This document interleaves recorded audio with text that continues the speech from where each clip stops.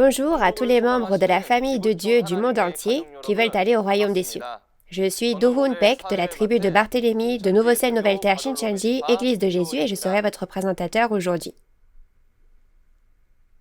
Bienvenue à la conférence en ligne de Nouveau-Ciel Nouvelle Terre Shincheonji intitulée Témoignages sur les paraboles et la réalité des secrets du royaume des cieux. J'espère que vous passerez un temps précieux qui vous permettra de découvrir le royaume des cieux en vérifiant la signification et la réalité des secrets du royaume des cieux à travers la parole d'aujourd'hui. Avant de commencer la conférence, nous allons prier Dieu le Père en rassemblant nos cœurs. Dieu notre Père qui est saint, plein d'amour et de grâce, nous vous remercions pour la vie que vous nous avez accordée aujourd'hui. S'il vous plaît, remplissez les enfants de la famille de la foi de Dieu d'une grande grâce et d'un grand amour, eux qui sont venus du monde entier et assistent aujourd'hui à la conférence en ligne de Nouveau-Ciel Nouvelle Terre Shincheonji, témoignages sur les paraboles et la réalité des secrets du royaume des cieux. Aidez-nous à avoir les yeux et les oreilles ouverts pendant ce temps afin de réaliser la vérité. Permettez, s'il vous plaît, à tous les membres de la famille de Dieu qui écoutent cette parole d'être ensemble pour toujours au royaume des cieux et aidez-les à devenir un en Dieu. Aujourd'hui est le temps de l'accomplissement de l'Apocalypse. Jésus accomplit la nouvelle alliance et envoie le pasteur promis, soit le président, qui a tout vu, entendu et témoigne, et toutes les prophéties sont en train de s'accomplir. Jusqu'à récemment, nous avons témoigné de tous les chapitres de l'Apocalypse et de nombreux pasteurs sont en train de signer des protocoles d'entente. Après avoir témoigné de l'Apocalypse jusqu'au chapitre 22, nous témoignons maintenant clairement des paroles du niveau introduction de la théologie révélée, c'est-à-dire des paraboles et de la réalité des secrets du royaume des cieux. Soyez avec l'instructeur qui délivrera cette parole, afin que celui qui prêche comme ceux qui écoutent reçoivent tous la grâce. Nous vous rendons grâce pour tout et nous avons prié toutes ces choses au nom de Jésus. Amen. À la suite de la dernière conférence, témoignages sur les paraboles et la réalité des secrets du royaume des cieux, aujourd'hui, nous allons vous témoigner des paroles de la leçon numéro 8 intitulée « La lumière, la lampe, l'aveugle, le sourd et l'habit de noces en parabole ». Dans 1 Thessaloniciens 5, il est dit que le jour du Seigneur vient comme un voleur dans la nuit. À quel temps cette nuit fait-elle référence? Quand est le jour et quelle est la réalité de l'aveugle et du sourd spirituel? Nous allons apprendre cela à travers la parole. Aujourd'hui, nous accueillerons l'instructeur Soo-Hyun Yoo de la tribu de Barthélemy pour nous témoigner de la parole.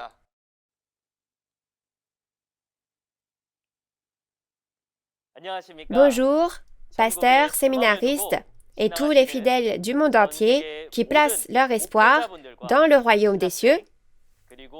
Je vous souhaite la bienvenue. Je suis Soo-Hyun Yoo, un instructeur du centre qui a appris du chef de la tribu de Barthélemy, un des 12 chefs de tribu de Nouveau-Ciel Nouvelle Terre Shincheonji, et notre chef de tribu a lui-même appris du président Manili. Bienvenue à tous les pasteurs qui sont avec nous en ce moment. J'espère sincèrement que vous recevrez beaucoup de grâce à travers la parole d'aujourd'hui. Aujourd'hui, nous allons voir à propos de la leçon numéro 8, la lumière, la lampe, l'aveugle, le sourd et l'habit de noces. Je pense que les pasteurs connaissent déjà ce contenu. Jésus a parlé en parabole dans les 4 évangiles et dans l'Apocalypse de la Bible. Selon la volonté écrite dans les paroles de Dieu, il a parlé en parabole. Comme vous le savez, ces choses sont spirituelles et ne sont pas à prendre au pied de la lettre. Voyons cela ensemble aujourd'hui. Avant de commencer la conférence, examinons d'abord le véritable sens des paraboles du royaume des cieux. La lumière est la parole de vie. La lampe est l'esprit et la personne de devoir. L'aveugle ou le sourd représente la personne qui ne réalise pas la parole. Concernant les vêtements et l'habit de noces, les vêtements signifient le cœur, les œuvres et la doctrine, et l'habit de noces représente les œuvres justes. Vérifions à travers la Bible pourquoi de telles réponses ont été données. Intéressons-nous d'abord à la lumière. Nous allons lire le verset concernant cette parabole. Lisons ensemble 1 Thessaloniciens 5, 1 à 6. Pour ce qui est des temps et des moments, vous n'avez pas besoin, frères, qu'on vous en écrive, car vous savez bien vous-même que le jour du Seigneur viendra comme un voleur dans la nuit. Quand les hommes diront paix et sûreté, alors une ruine soudaine les surprendra, comme les douleurs de l'enfantement surprennent la femme enceinte, et ils n'échapperont point. Mais vous, frères, vous n'êtes pas dans les ténèbres pour que ce jour vous surprenne comme un voleur. Vous êtes tous des enfants de la lumière et des enfants du jour. Nous ne sommes point de la nuit ni des ténèbres. Ne dormons donc point comme les autres, mais veillons et soyons sobres. Vous avez bien lu. Quand les paroles de 1 Thessaloniciens 5, 1 à 6 s'accompliront-elles? C'est un événement qui aura lieu le jour du Seigneur, c'est-à-dire au second avènement du Seigneur. En ce temps-là, il est dit qu'il y a deux types de personnes. Ce sont les vous et les eux. Les eux pensent être en paix et en sûreté, mais la destruction viendra soudainement sur eux et ils ne pourront pas être sauvés.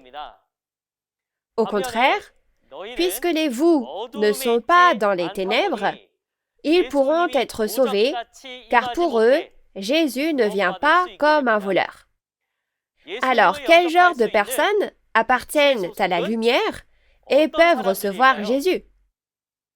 Au cours de ce temps, nous en apprendrons davantage sur la lumière spirituelle dans la Bible et sur qui appartient à cette lumière. Dans la Bible, il y a la lumière physique, mais il y a aussi la lumière spirituelle. À travers les paraboles, Dieu utilise les choses physiques de la terre pour expliquer les choses spirituelles du ciel, c'est-à-dire du royaume des cieux. Afin de comprendre la lumière spirituelle, commençons par regarder ce qu'est la lumière physique. Premièrement, le rôle de la lumière physique est d'éclairer. Lorsqu'un objet ou un espace est éclairé par la lumière, vous pouvez voir ce qu'il contient et discerner dans quel état il se trouve. Deuxièmement, la lumière signifie la vie, car elle donne la vie à toutes les créatures. Troisièmement, lorsque nous connaissons bien un certain domaine, nous disons également « je suis brillant dans ce domaine ». À ce moment-là, le mot « brillant » fait référence au fait d'avoir la connaissance, d'être érudit. Inversement, l'obscurité est l'absence de lumière, n'est-ce pas? Premièrement, les ténèbres sont obscures. Dans l'obscurité, il devient impossible de discerner dans quel état se trouve un objet ou un espace. Deuxièmement, si les créatures ne reçoivent pas la lumière, elles meurent. L'obscurité signifie donc la mort. Troisièmement, lorsque quelqu'un est ignorant, inculte, on utilise également l'expression « Ah, ce n'est pas une lumière ». Cela fait référence à l'état d'ignorance. Alors, jetons un coup d'œil à ce que sont la lumière et les ténèbres spirituelles qui ont ces caractéristiques physiques. Le vrai sens de la lumière est la parole de vie. Voyons pourquoi c'est la parole de vie à travers la Bible. Dans Jean 1, versets 1 à 5, nous avons vu qu'au commencement, la parole était Dieu, et en elle était la vie, et cette vie était la lumière des hommes. Cette parole de vie est la lumière spirituelle, n'est-ce pas?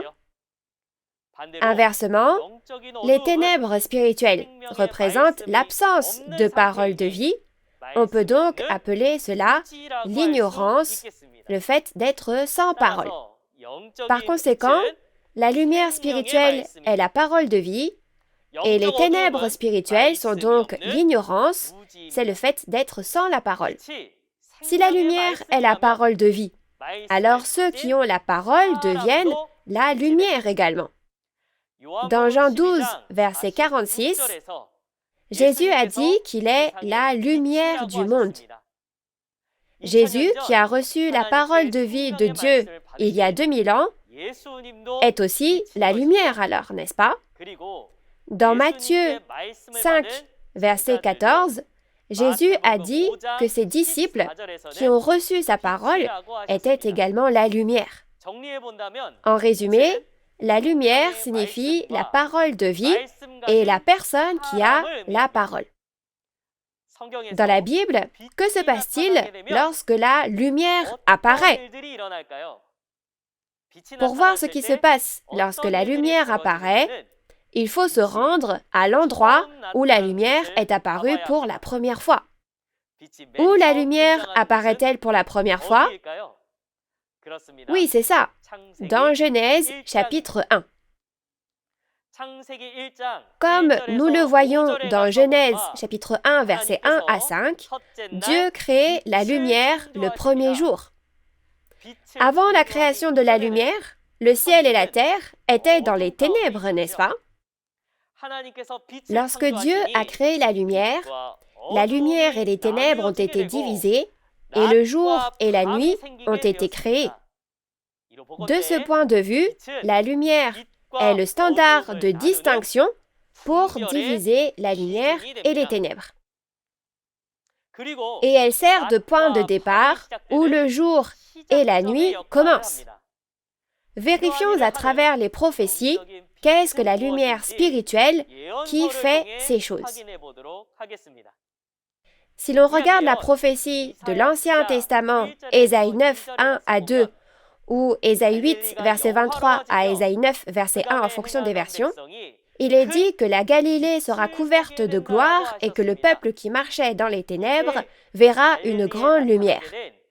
Quelle était cette lumière qui est apparue en Galilée à l'époque? Les prophéties de l'Ancien Testament se sont accomplies au premier avènement, donc c'est au premier avènement que l'on peut savoir ce qu'est cette lumière lorsque les prophéties s'accomplissent.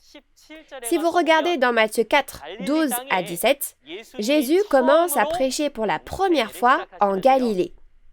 Et il est dit que le fait que Jésus soit venu indique l'accomplissement de la prophétie d'Ésaïe chapitre 9. La lumière qui devait apparaître en Galilée était donc Jésus, n'est-ce pas?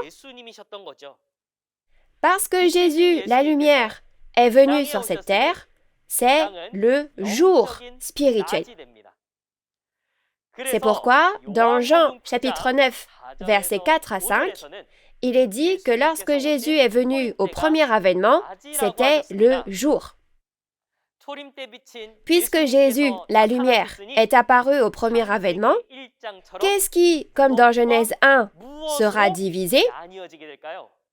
La lumière et les ténèbres. Si nous regardons Jean 3, versets 18 à 21, lorsque Jésus a prêché la parole, les disciples ont cru en ces paroles et sont sortis du judaïsme pour venir à Jésus et sont donc devenus des personnes appartenant à la lumière. Cependant, ceux qui n'ont pas cru aux paroles de Jésus et ne sont pas venus à Jésus appartenaient finalement aux ténèbres. Ainsi, la lumière et les ténèbres ont été divisées au sein même du judaïsme qui croyait en Dieu, n'est-ce pas? Pourquoi les Juifs ne sont-ils pas venus à Jésus au premier avènement? Parce que leurs œuvres étant mauvaises, ils aimaient davantage les ténèbres. C'est ce qui est dit dans Jean chapitre 1, versets 1 à 5. La lumière luit dans les ténèbres, et les ténèbres ne l'ont pas réalisé. Cela signifie que Jésus, qui était la lumière, a prêché la parole aux Juifs au premier avènement, mais ils n'ont pas réalisé. Voici une chose à laquelle nous devons réfléchir. Les Juifs étaient-ils des personnes qui n'avaient jamais lu la Bible? Ils avaient lu la Bible, mais aux yeux de Dieu, Ils étaient dans l'ignorance, ils étaient sans la parole, c'est-à-dire qu'ils étaient dans les ténèbres. Alors, les Juifs ne connaissaient-ils pas l'histoire? Ne connaissaient-ils pas les paroles d'instruction? En regardant Psaume 119, verset 130, il est dit « La révélation, l'ouverture de tes paroles est claire, elle donne de l'intelligence aux simples. » Cela signifie que la parole ouverte est comme la lumière qui éclaire les simples, soit les personnes ignorantes qui sont dans les ténèbres. La parole qui annonce que les prophéties et l'accomplissement physique de l'Ancien Testament sont ouverts était la lumière. Ceux qui n'ont pas réalisé cette parole révélée étaient donc les ténèbres. Quand la lumière vient, c'est le jour, et quand la lumière s'en va, la nuit vient. Dans la Bible aussi, il y a le jour et la nuit. Découvrons la signification du jour et de la nuit. Au premier avènement, étant donné que Jésus, qui est comme la lumière, est venu, c'était le jour. Avant que Jésus ne vienne sur cette terre, n'était-ce donc pas la nuit? En regardant Ésaïe chapitre 29, nous voyons que cette vision de Dieu, soit la prophétie de l'Ancien Testament, était scellée. Puisqu'elle était scellée en parabole, personne n'en connaissait la signification, n'est-ce pas? Par conséquent, ni ceux qui savent lire, les savants, ni ceux qui ne savent pas lire, les ignorants, ne pouvaient comprendre la volonté de Dieu, même s'ils lisaient cette prophétie. Puisque personne ne connaissait la volonté de Dieu sur cette terre, le monde était dans la nuit spirituelle. Au milieu de cette nuit, Jésus est venu sur cette terre il y a 2000 ans et a accompli les prophéties de l'Ancien Testament qui étaient scellées en paraboles, révélant leur signification et leur réalité. Ainsi, au premier avènement de Jésus, c'était le jour spirituel, n'est-ce pas? Après cela, Jésus est monté au ciel. Alors cette terre est devenue la nuit spirituelle, parce que Jésus, la lumière, est parti, n'est-ce pas? De plus, si vous regardez au chapitre 5 de l'Apocalypse, il y avait un livre scellé de 7 sceaux dans la main droite de Dieu. C'est l'Apocalypse de Jean.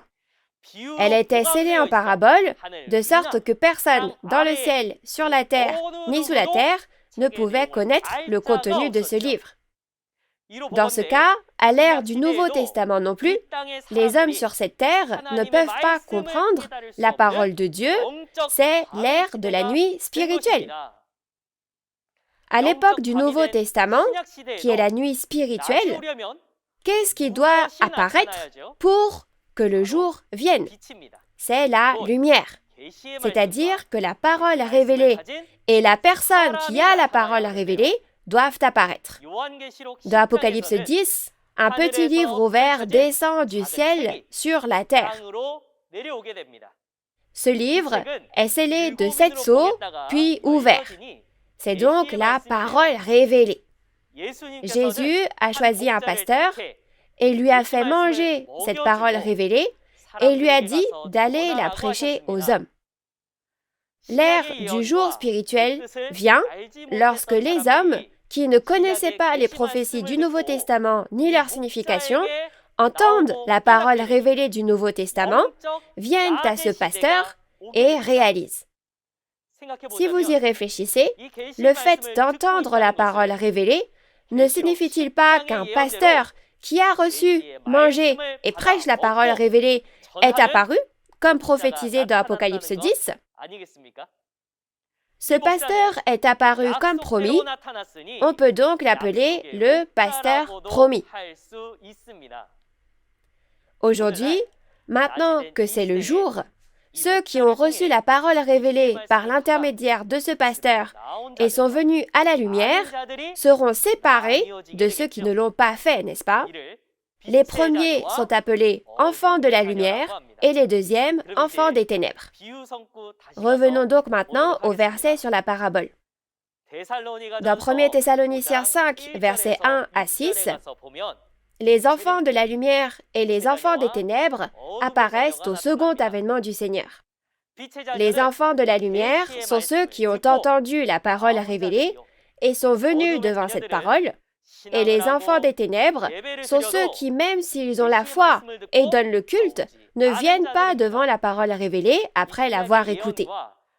J'espère au nom du Seigneur que vous recevrez la bénédiction de devenir des enfants de la lumière en gravant dans votre cœur la parole révélée qui témoigne des prophéties du Nouveau Testament et de leur accomplissement physique. Ensuite, regardons à propos de la lampe. Lisons Apocalypse de Jean, chapitre 1, verset 20. Le mystère des 7 étoiles que tu as vues dans ma main droite et des 7 chandeliers d'or. Les 7 étoiles sont les anges des 7 églises et les 7 chandeliers sont les 7 églises. Vous avez bien lu. L'Apocalypse de Jean est une prophétie du Nouveau Testament qui relate les événements qui se produiront lors du second avènement du Seigneur. Dans Apocalypse 1, verset 20, Jésus apparaît avec 7 étoiles dans sa main droite et 7 chandeliers d'or. Afin de reconnaître le second avènement de Jésus, nous devons reconnaître ces 7 chandeliers d'or. Regardons ce que cela signifie dans la Bible. Tout d'abord, la véritable signification de la lampe en parabole est l'esprit et la personne de devoir. Vérifions cela dans la Bible. Dans la Bible, il y a des lampes physiques, mais il y a aussi des lampes spirituelles. Examinons d'abord les caractéristiques d'une lampe physique. La lampe physique sert à éclairer les ténèbres jusqu'à ce que la lumière vienne. Jetons un coup d'œil à la lampe et au chandelier en parabole qui ont de telles caractéristiques.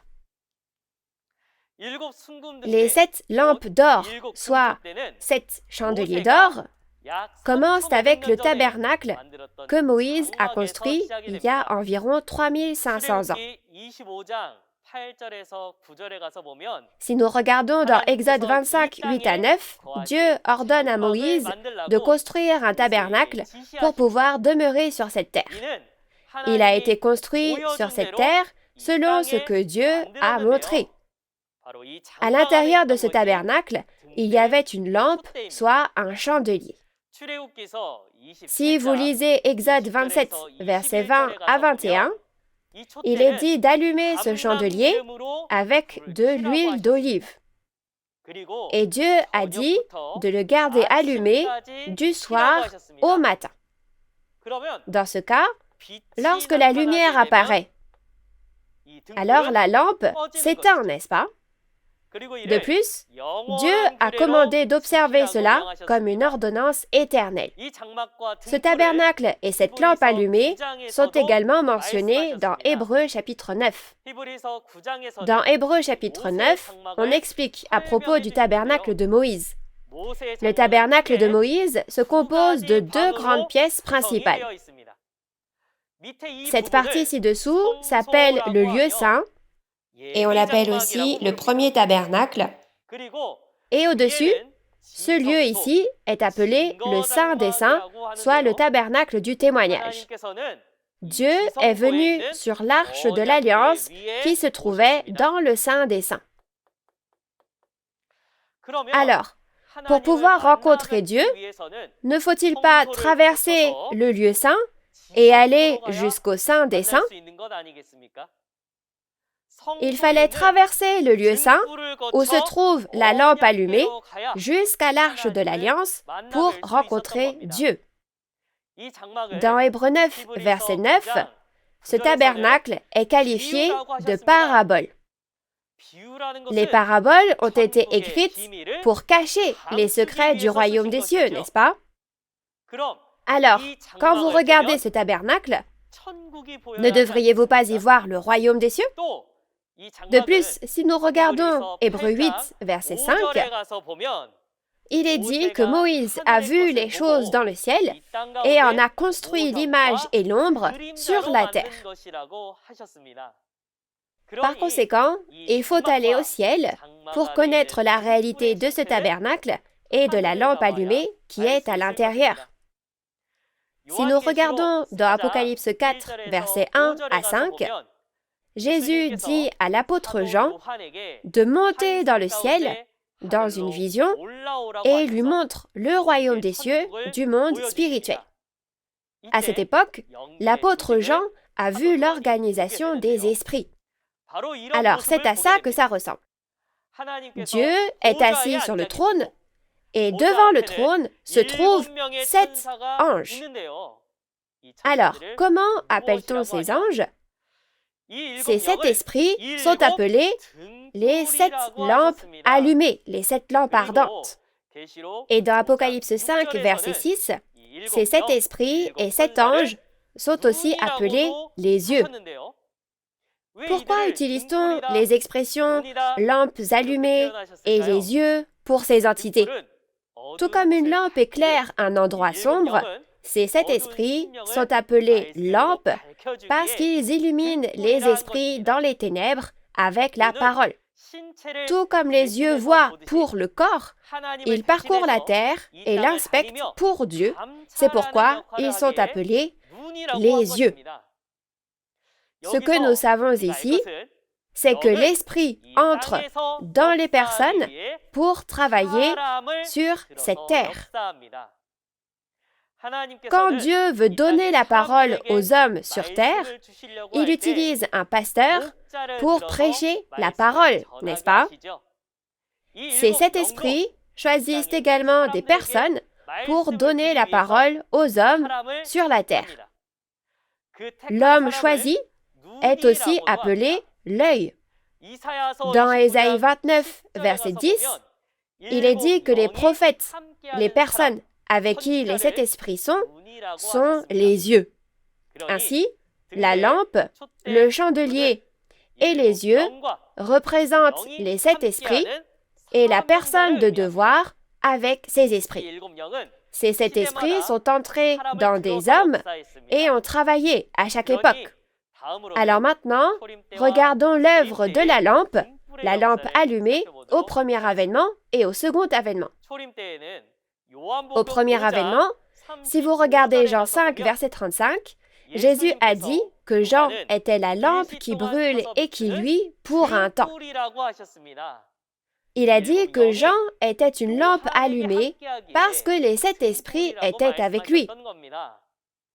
Jean-Baptiste jouait le rôle du lieu saint alors, n'est-ce pas? Après que Jean a travaillé, Jésus a travaillé. Jésus a dit dans Jean 5, verset 36, qu'il a un plus grand témoignage que celui de Jean. Alors, si les paroles de Jean sont comme une lampe allumée, le témoignage de Jésus, qui est plus grand, est l'œuvre de la lumière. Et puisque Dieu était avec Jésus, on peut dire que c'est l'œuvre du Saint des Saints. Puis, après que Jean-Baptiste a fait le travail de la lampe allumée et du lieu saint, Jésus est apparu et a commencé le travail de la lumière, le travail donc du Saint des Saints. Ce que nous pouvons en déduire, c'est qu'il y a quelque chose qui doit d'abord avoir lieu pour que le travail de la lumière ait lieu. C'est l'œuvre de la lampe allumée. Jésus, qui est venu il y a 2000 ans, est monté au ciel. Et dans Jean 14, il a également promis de revenir sur cette terre. Lorsque Jésus reviendra, l'œuvre de la lumière commencera sur cette terre. Pour que l'œuvre de lumière de Jésus commence, il y a quelque chose qui doit être fait avant le second avènement, et c'est l'œuvre de la lampe allumée. Dans Apocalypse 1, verset 20, nous voyons que lorsque Jésus revient, il apparaît avec 7 étoiles dans sa main droite et 7 chandeliers d'or. Il les a appelés les messagers des 7 églises et les 7 églises. C'est-à-dire que les 7 messagers qui apparaîtront au second avènement du Seigneur apparaîtront à travers l'œuvre de la lampe allumée. L'apparition de ces 7 messagers signifie qu'après leur travail, l'œuvre de la lumière commence. Dans Apocalypse 15, versets 2 à 5, le temple du tabernacle du témoignage est ouvert dans le ciel. En ce temps-là, le temple du tabernacle du témoignage est le Saint des Saints et l'œuvre de la lumière de Dieu. Finalement, l'Apocalypse nous dit qu'après le travail de ces 7 personnes, l'œuvre de la lampe allumée, il y aura de nouveau l'œuvre de la lumière. Alors, si tel est le cas, j'aimerais que nous réfléchissions tous ensemble maintenant. Si cette parole que vous entendez est la parole révélée, la parole de lumière, cela signifie que le travail de la lampe allumée a déjà eu lieu, n'est-ce pas? Alors, ces 7 personnes sont-elles apparues? Elles sont apparues. Nouveau ciel, nouvelle terre, Shincheonji, Église de Jésus, Temple du tabernacle du témoignage, peut témoigner de ce qu'elles ont fait, à quoi ressemble leur visage et quels sont leurs noms. Vérifiez ces paroles et j'espère que vous et moi recevrons ainsi la bénédiction de pouvoir participer à cette œuvre de la lumière qui apparaît selon la Bible. Parlons ensuite de l'aveugle et du sourd. Lisons Apocalypse 3, versets 17 à 18. Parce que tu dis, je suis riche, je me suis enrichi, et je n'ai besoin de rien. Et parce que tu ne sais pas que tu es malheureux, misérable, pauvre, aveugle et nu, je te conseille d'acheter de moi de l'or éprouvé par le feu, afin que tu deviennes riche, et des vêtements blancs, afin que tu sois vêtu, et que la honte de ta nudité ne paraisse pas, et un collier pour oindre tes yeux, afin que tu vois. Vous avez bien lu? Les paroles d'Apocalypse 3, versets 17 à 18, sont ce que Jésus a dit à l'ange, soit le messager de l'église de Laodicée. Le messager de l'église de Laodicée pense qu'il est riche et qu'il ne manque de rien. Mais Jésus pense différemment. Ce messager ne sait pas qu'il est malheureux, misérable, pauvre, aveugle et nu. Alors, si vous étiez physiquement aveugle, comment pourriez-vous ne pas le savoir? Cela signifie que l'on parle d'un aveugle spirituel. En ce temps-là, Jésus a dit de venir à lui afin d'acheter un collier pour les yeux et de l'appliquer pour qu'il puisse voir. Cet aveugle spirituel ne peut être guéri qu'avec un collier spirituel. Pour comprendre cette parole, regardons ce que sont l'aveugle spirituel et le collier pour les yeux spirituel. Dans la Bible, il y a des personnes physiquement aveugles, mais il y a aussi des personnes spirituellement aveugles. Examinons d'abord les caractéristiques des aveugles physiques. Les aveugles sont ceux qui ne peuvent pas voir, et les sourds sont ceux qui n'entendent pas. Alors, qu'est-ce que l'aveugle spirituel ne peut pas voir et qu'est-ce que le sourd spirituel ne peut pas entendre?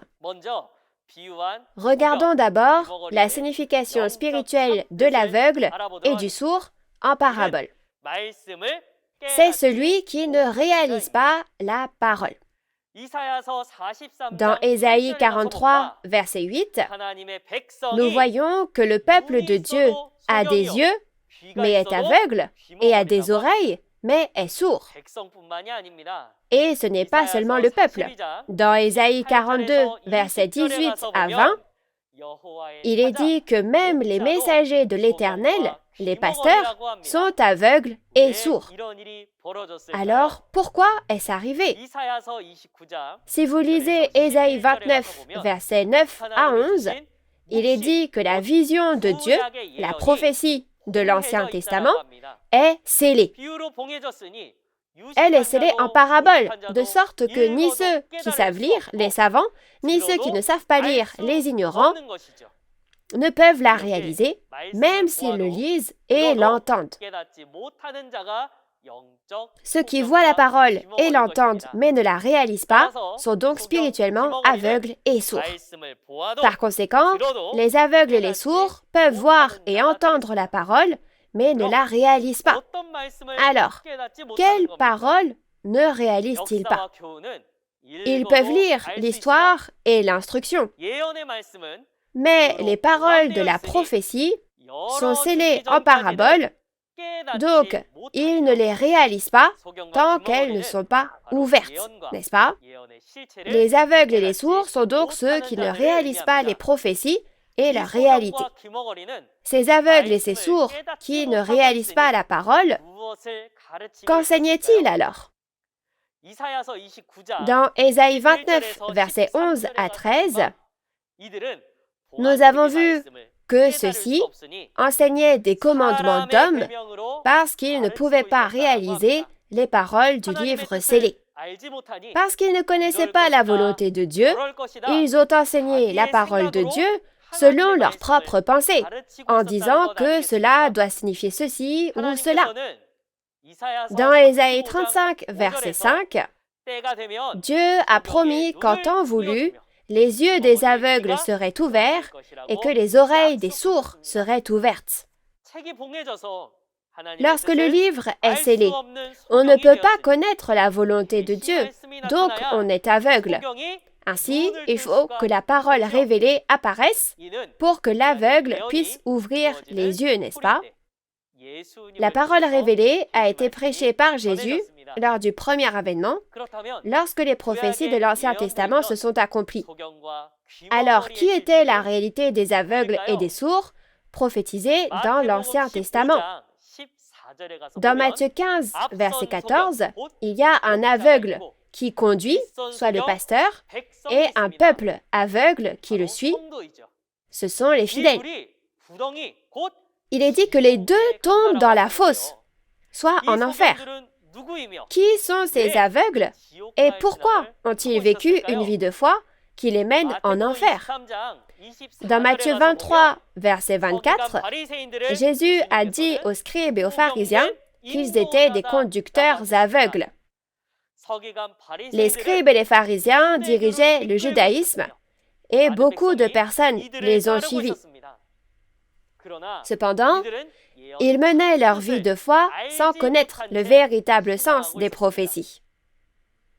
À cette époque, dans Matthieu 23, verset 13, Jésus a dit que les scribes et les pharisiens fermaient les portes du royaume des cieux, eux-mêmes n'y entrant pas, et n'y laissant pas non plus entrer ceux qui le voulaient. Jésus, qui était avec Dieu sur cette terre, était le royaume des cieux, n'est-ce pas? Puisqu'il n'allait pas à Jésus et ne permettait pas au peuple d'aller à Jésus non plus, bien que ce dernier le voulait, il menait une vie de foi dont l'issue était l'enfer, n'est-ce pas? À ces aveugles, Jésus a essayé d'ouvrir les yeux en témoignant de la parole révélée de l'accomplissement de l'Ancien Testament. Comme nous l'avons vu dans Jean 9, 39 à 41, Jésus a ouvert et fait connaître la parole à ceux qui venaient à lui et admettaient ne pas connaître la parole, afin qu'ils puissent voir le véritable sens et la réalité de la parole et qu'ils puissent être sauvés. Mais au contraire, ceux qui se vantaient de connaître la parole, Jésus les a jugés en révélant qu'ils étaient aveugles et qu'ils ignoraient la parole. Alors, avec quel genre de cœur devons-nous, nous aussi, écouter cette parole? Si nous ne connaissions pas cette parole, lorsque nous confesserons à Dieu et à Jésus que nous sommes aveugles, ils ouvriront nos yeux spirituels. Dans Apocalypse 3, versets 17 à 18, Jésus lui dit d'acheter un collier pour ses yeux et de l'appliquer pour qu'il puisse voir, parce qu'il est aveugle. Quel est ce collier pour les yeux? Dans Éphésiens 1, versets 17 à 18, il est dit que ce qui peut ouvrir les yeux du cœur, c'est l'esprit de révélation, c'est-à-dire la parole révélée. C'est-à-dire que le collier pour les yeux qui ouvre les yeux des aveugles spirituels est la parole révélée, n'est-ce pas? Quel genre de cœur Jésus veut-il que nous ayons en ce moment, lui qui a permis que nous recevions cette parole révélée? Dans Apocalypse 2, verset 7, il est dit que celui qui a des oreilles entende ce que l'Esprit dit aux églises. Jésus ne s'attend-il donc pas à ce que nous ouvrions nos oreilles, les portes de notre cœur, et que nous venions devant la parole révélée du Nouveau Testament? Alors, à travers cette parole révélée, j'espère que vous et moi deviendrons ceux qui ont les yeux ouverts devant Jésus. Ensuite, regardons ce qu'est l'habit de noces. Lisons tous ensemble les paroles d'Apocalypse 16, verset 15. Voici, je viens comme un voleur. Heureux celui qui veille et qui garde ses vêtements, afin qu'il ne marche pas nu et qu'on ne voit pas sa honte. Vous avez bien lu? Les paroles d'Apocalypse 16, verset 15 sont les paroles de Jésus qui nous sont adressées. Jésus a dit « Heureux », c'est-à-dire béni, celui qui garde ses vêtements. Alors, quel genre de vêtements devons-nous porter pour recevoir les bénédictions? Est-ce un uniforme de police? Est-ce une robe de mariée? Découvrons cela à travers la Bible. Dans la Bible, il y a les vêtements physiques, mais il y a aussi les vêtements en parabole. Commençons par regarder la véritable signification spirituelle de ces vêtements en parabole. Les vêtements en parabole signifient le cœur, les œuvres et la doctrine. Et l'habit de noces représente les œuvres justes. Pour comprendre cela dans le sens biblique, regardons d'abord les caractéristiques physiques des vêtements. Le vêtement est porté pour des occasions formelles telles que les réceptions de mariage. Et ils doivent être lavés avec de l'eau pour être propres et que l'on puisse les porter. Jetons un coup d'œil aux vêtements spirituels qui ont ces caractéristiques. Premièrement, dans Matthieu 22, versets 1 à 14, il est dit que le royaume des cieux est comme un festin de noces. On dit que même ceux qui viennent au festin de noces seront chassés s'ils ne portent pas d'habits de noces. Même s'ils sont venus au royaume des cieux, ils sont chassés. Alors ne devons-nous pas absolument porter des habits de noces propres? Quel est cet habit de noces spirituel?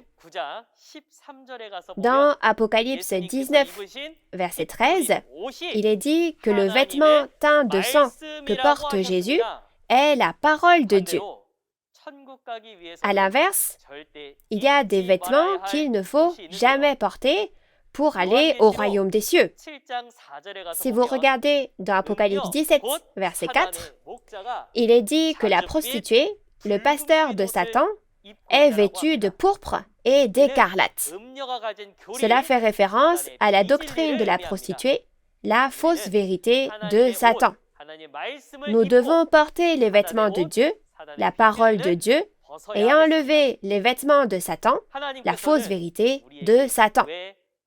Pourquoi Dieu nous a-t-il donné sa parole? Parce qu'il veut que nous agissions selon sa parole, n'est-ce pas? Selon les paroles de la Bible, faire des œuvres justes et avoir un bon cœur, c'est ça, porter l'habit de noces.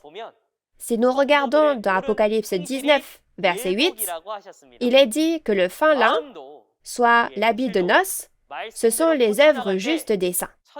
Lorsque nous changeons nos cœurs et nos œuvres selon la parole, nous aurons la foi pour aller au royaume des cieux, n'est-ce pas? Si vous regardez dans Apocalypse 22, versets 1 et 14, il est dit que vous ne pouvez entrer dans la ville sainte qu'en lavant votre robe avec l'eau de la vie de Dieu qui sort du trône de Jésus. Au final, il est dit que pour aller au royaume des cieux, il faut écouter cette parole et faire les œuvres justes et avoir l'attitude du cœur selon la parole. Je prie au nom du Seigneur que nous portions tous les habits de noces et devenions des personnes du royaume des cieux. Nous allons maintenant résumer les points principaux et conclure. La lumière est la parole de vie. Et les ténèbres, l'ignorance, soit le fait d'être sans la parole. Les yeux, la lampe et le chandelier sont l'esprit et la personne de devoir, et les aveugles et les sourds, ceux qui peuvent voir et entendre la parole, mais ne la réalisent pas. Les vêtements signifient le cœur, les œuvres et la doctrine, et l'habit de noces symbolise les œuvres justes. Nous allons voir la conclusion de la parole d'aujourd'hui. La parole révélée ouverte est la lumière et elle est prêchée par le pasteur promis qui est venu en tant que vraie lumière. Cela nous permet de faire la distinction entre le jour et la nuit. Quand Jésus, qui était la lumière, est venu au premier avènement, c'était comme le jour et après son départ, c'était comme la nuit. Lorsque Jésus, la lumière, est parti, les paroles du Nouveau Testament ont été scellées et le monde a été plongé dans les ténèbres de l'ignorance, rempli uniquement de commandements d'hommes, soit la nuit. Aujourd'hui, comme au premier avènement, l'œuvre de la vraie lumière vient après que les 7 lampes allumées, les messagers qui préparent le chemin, sont apparus dans ce monde comme la nuit. En ce temps-là, pour ceux qui viennent à la lumière, soit devant la parole révélée ouverte du Nouveau Testament, les yeux aveugles et les oreilles sourdes s'ouvriront et ils porteront des vêtements blancs, soit l'habit de noces, pour aller au royaume des cieux. Jésus a dit qu'il vient comme un voleur dans la nuit pour les enfants des ténèbres et que la destruction s'abattra sur eux, mais qu'aux enfants de la lumière, il ne viendra pas comme un voleur dans la nuit. Alors, appartenons au jour et devenons les enfants de la lumière qui accueillent le Seigneur. Maintenant, pour finir, j'espère que nous pourrons clamer ensemble « We are one », nous sommes un, dans le sens où nous sommes un en Dieu et en Jésus. We are one. Nous sommes un. Nous sommes un. Merci d'avoir écouté jusqu'au bout. Nous allons conclure en priant tous ensemble. Dieu notre Père, rempli d'amour et de grâce, nous qui vivions notre vie de foi sans connaître la parole révélée, qui étions comme une nuit ténébreuse et comme des aveugles et des sourds, nous vous rendons grâce et gloire du fond de notre cœur pour votre grande grâce et votre amour qui nous ont guidés devant cette parole, et nous vous remercions de nous avoir rassemblés. Maintenant, puisque nous recevons le témoignage sur les prophéties du Nouveau Testament et leur accomplissement physique, et sur ce qu'est la volonté de Dieu le Père, s'il vous plaît, guidez-nous afin que nous puissions réaliser la volonté de Dieu le Père à travers cette parole et devenir un dans cette parole. Nous espérons que toute la grâce de Dieu soit avec les pasteurs, les séminaristes et les fidèles qui écoutent cette parole. S'il vous plaît, guidez-nous et aidez-nous afin que nous puissions devenir We are one et avancer en étant We are one dans cette parole. Père, le monde est dans la tribulation et la souffrance à cause du coronavirus en ce moment. S'il vous plaît, guidez-nous et aidez-nous pour que cela se termine le plus tôt possible, afin que Dieu notre Père règne et que nous puissions nous rencontrer et partager cette parole. Nous vous rendons grâce et gloire pour toutes choses et nous avons prié au nom de Jésus-Christ qui est la vie. Amen. Chers auditeurs, que vous vient-il à l'esprit quand vous pensez au trésor? Que pensez-vous que sont les talents d'or dont on parle ici? Le royaume des cieux dans le monde spirituel, où Dieu se trouve, est composé de trésors. Alors jetons un coup d'œil à ce royaume des cieux du monde spirituel composé de trésors. Voyons quel genre de riche va au royaume des cieux et quel genre de riche va en enfer. Réalisons tous les secrets du royaume des cieux.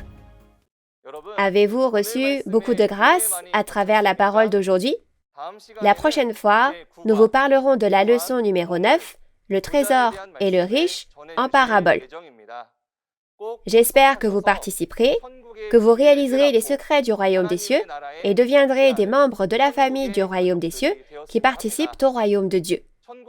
La conférence en ligne de Nouveau Ciel, Nouvelle Terre Shincheonji, témoignage sur les paraboles et la réalité des secrets du royaume des cieux, est partagée avec les croyants du monde entier via YouTube. Même si nos pays, nos origines et nos langues sont différents, nous sommes les enfants de Dieu qui espèrent aller au royaume des cieux et regardent la même parole. J'espère que vous suivrez le chemin de cette parole qui mène au royaume des cieux jusqu'au bout et atteindrez le royaume de Dieu de liberté, de paix et d'amour. En plus de la parole que vous avez entendue aujourd'hui, si vous avez d'autres questions ou demandes concernant la parole de Nouveau Ciel, Nouvelle Terre Shincheonji, veuillez nous contacter au numéro de téléphone affiché à l'écran. Nous vous guiderons en détail et avec amabilité. Enfin, nous rendons grâce et gloire à Dieu de nous avoir donné la parole aujourd'hui et nous allons clôturer ce temps en faisant la prière que le Seigneur nous a enseignée. Faisons le Notre Père ensemble.